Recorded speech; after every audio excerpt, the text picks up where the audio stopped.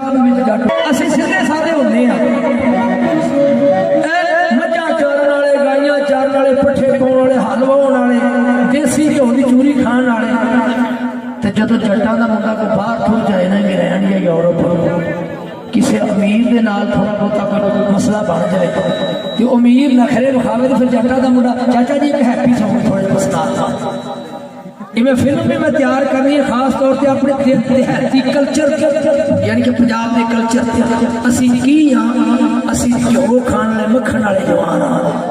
लस्सियां पीने वाले जवान हाँ साडी गैरत दी शान आन